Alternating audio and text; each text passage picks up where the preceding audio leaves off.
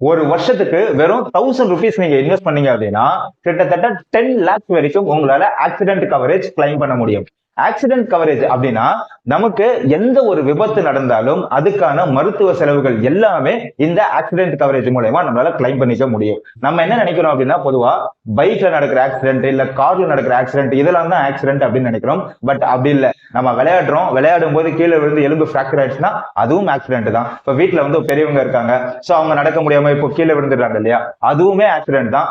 இந்த ஆக்சிடென்ட் எல்லாமே கூட உங்களுக்கு இந்த இன்சூரன்ஸ்ல வந்து கவரேஜ் ஆகும். இந்த இன்சூரன்ஸ் வந்து 3 வகையா வந்து பிரிச்சிருக்காங்க. ஃபர்ஸ்ட் என்ன அப்படின்னா, உங்களுக்கு ரோடு ஆக்சிடென்ட், ரெண்டாவது நீங்க வேலை செய்யற இடத்துல ஏதாச்சும் ஆக்சிடென்ட் நடந்துச்சு அப்படின்னா அதுக்கான கிளைம், மூணாவது இது ரெண்டுமே இல்லாம இப்ப வீட்டுல வந்து ஏதாச்சும் கீழே விழுந்துடுறோம் இல்ல விளையாடும் போது கீழே விழுந்துடுறோம் அப்படின்னா அப்போ நடக்கக்கூடிய இந்த பிராக்சர்ஸ் இல்ல வேற ஏதாச்சும் ட்ரீட்மெண்ட்டுக்கான எக்ஸ்பென்சஸ்.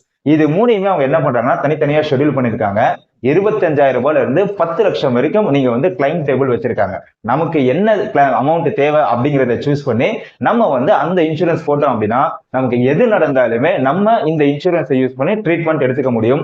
இருக்கிறதுலே ரொம்ப கம்மியான பிரீமியம்ல பெரிய பெனிஃபிட் வரக்கூடிய இந்த பர்சனல் ஆக்சிடென்ட் பாலிசி எல்லாருமே எடுத்து வச்சுக்கிறது நல்லது.